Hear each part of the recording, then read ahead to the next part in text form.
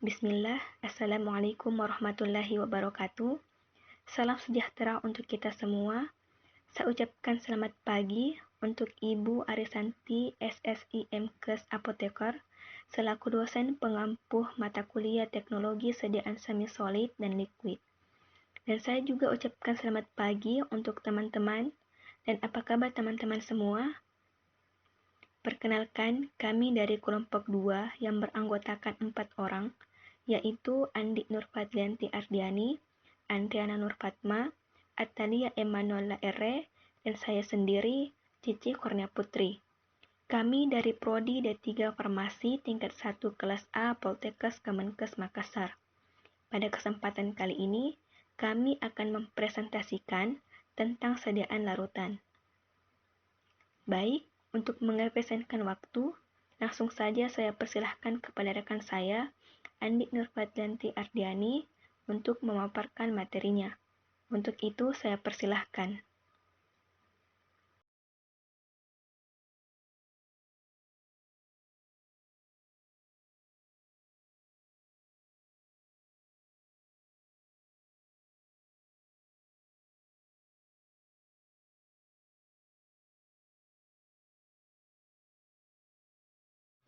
Baik, saya akan menjelaskan materi tentang definisi larutan. Larutan adalah campuran homogen yang terdiri dari dua atau lebih zat. Zat yang jumlahnya lebih sedikit di dalam larutan disebut zat terlarut atau solut. Sedangkan zat yang jumlahnya lebih banyak daripada zat-zat lain dalam larutan disebut pelarut atau solven. Adapun definisi larutan menurut Farmakopeia Indonesia edisi 3, larutan adalah sediaan cair yang mengandung bahan kimia terlarut, kecuali dinyatakan lain, sebagai pelarut digunakan air suling.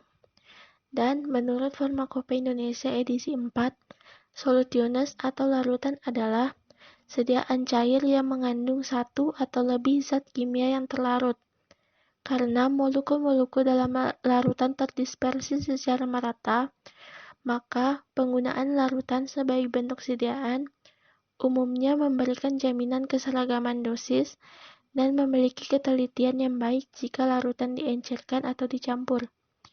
Baik, itulah materi yang telah saya bawakan. Selanjutnya, saya persilakan rekan saya Andriana Nurfatma untuk memaparkan materi selanjutnya. Untuk itu, saya persilakan.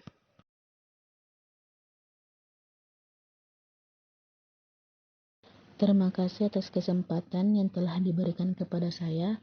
Saya akan membacakan beberapa istilah kelarutan.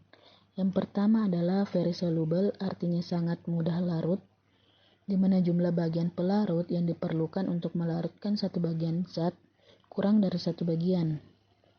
Yang kedua adalah freely soluble, artinya mudah larut. Jumlah bagian pelarut yang diperlukan untuk melarutkan satu bagian zat mulai dari 1 sampai dengan 10 bagian. Yang ketiga adalah soluble atau larut, di mana jumlah bagian pelarut yang diperlukan untuk melarutkan satu bagian zat mulai dari 10 sampai dengan 30 bagian. Yang keempat adalah sparingly soluble, artinya agak sukar larut, di mana jumlah bagian pelarut yang diperlukan itu mulai dari 30 sampai dengan 100 bagian. Yang kelima adalah slightly soluble atau sukar larut. Jumlah bagian pelarut yang diperlukan itu mulai dari 100 sampai dengan 1000 bagian. Yang keenam adalah very slightly soluble atau sangat sukar larut. Jumlah bagian pelarut yang diperlukan untuk melarutkan satu bagian zat itu mulai dari 1000 sampai dengan 10.000 bagian. Yang terakhir adalah practically insoluble or insoluble, artinya praktis tidak larut. Jumlah bagian pelarut yang diperlukan untuk melarutkan satu bagian itu lebih dari 10.000 bagian. Terima kasih. Selanjutnya saya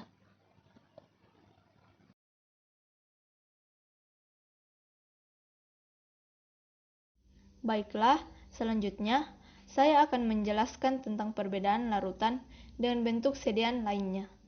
Berikut adalah 7 perbedaan antara sediaan larutan dengan sediaan emulsi dan suspensi. Yang pertama yaitu perbedaan dalam bentuk campuran.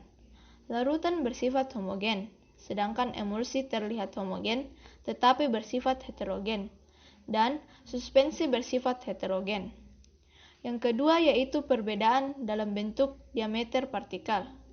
Ukuran partikel larutan kurang dari 10⁻⁷ cm, sedangkan ukuran partikel emulsi antara 10⁻⁷ cm sampai 10⁻⁵ cm, dan ukuran partikel suspensi lebih dari 10⁻⁵ cm. Yang ketiga yaitu perbedaan dalam bentuk jumlah fase. Larutan terdiri dari satu fase, sedangkan emulsi dan suspensi terdiri dari dua fase. Yang keempat yaitu perbedaan dalam bentuk kestabilan. Larutan itu bersifat stabil, sedangkan emulsi umumnya bersifat stabil, dan suspensi bersifat tidak stabil. Yang kelima yaitu perbedaan dalam bentuk penyaringan. Larutan dan emulsi tidak dapat disaring, sedangkan suspensi dapat disaring. Yang keenam yaitu perbedaan dalam bentuk sistem dispersi.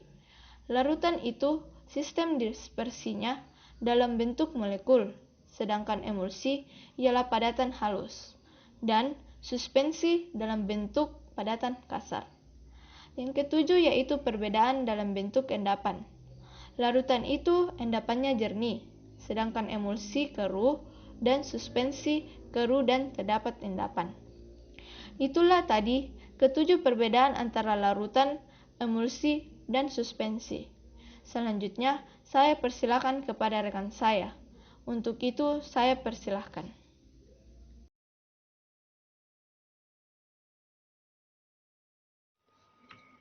Baik, selanjutnya saya akan menjelaskan tentang keuntungan dan kerugian sediaan larutan. Bagian pertama yaitu keuntungan sediaan larutan.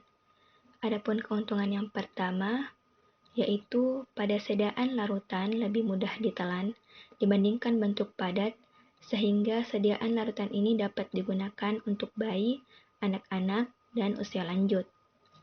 Keuntungan yang kedua yaitu pada sediaan larutan lebih cepat diabsorpsi karena sudah berada dalam bentuk larutan, atau tidak lagi mengalami proses disintegrasi dan pelarutan. Keuntungan yang ketiga, pada sediaan larutan, dosis dapat diubah dalam pembuatan. Keuntungan yang keempat, pada sediaan larutan dapat mengurangi resiko iritasi pada lambung oleh zat-zat iritan, contohnya aspirin, karena larutan akan segera diencerkan oleh isi lambung. Keuntungan yang kelima, pada sediaan larutan itu mudah diberi pemanis, pewarna, dan juga aroma.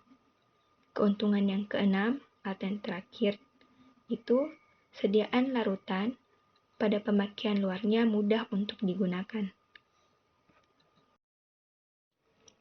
Baik, adapun bagian kedua yaitu kerugian dari sediaan larutan. Yang pertama, larutan bersifat voluminous. Maksudnya, pada sediaan larutan ini kurang menyenangkan dalam bentuk pengangkutan dan juga penyimpanannya. Hal ini terjadi karena apabila pada kemasan rusak, maka keseluruhan dari sediaan larutan ini tidak dapat dipergunakan lagi.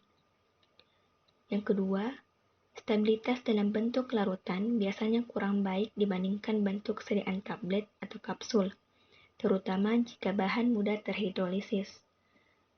Kerugian yang ketiga, itu pada larutan merupakan media ideal untuk pertumbuhan mikroorganisme.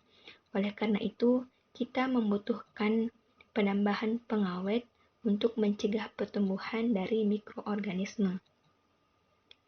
Kerugian yang keempat, yaitu pada sediaan larutan, ketetapan dosis tergantung pada kemampuan apoteker atau farmasis dalam menakar.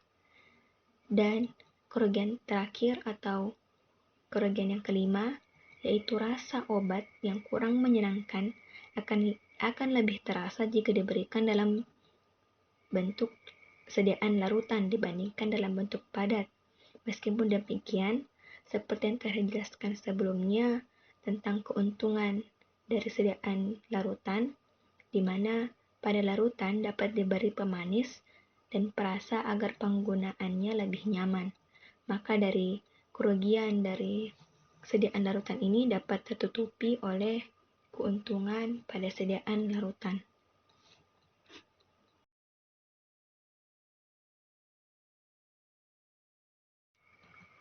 Baik, itulah tadi pemaparan presentasi dari kelompok kami, sedikit membahas tentang sediaan larutan, mulai dari definisi, istilah, perbedaan, serta kelebihan dan kerugian dari sediaan larutan.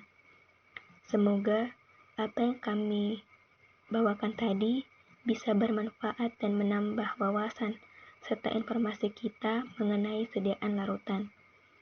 Saya ucapkan terima kasih telah menyempatkan waktu untuk menonton video presentasi dari kelompok kami, dan mohon maaf apabila ada salah kata dalam penyampaian presentasi kami tadi maupun penyusunan dari materi kami.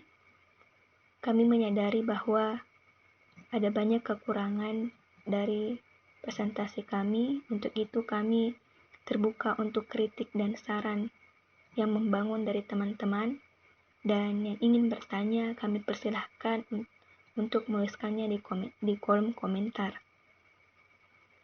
Baik, mungkin hanya itu dari kami. Lebih dan kurangnya mohon dimaafkan. Kami tutup presentasi kami dengan ucapan Alhamdulillahirrabbilalamin. Assalamualaikum warahmatullahi wabarakatuh.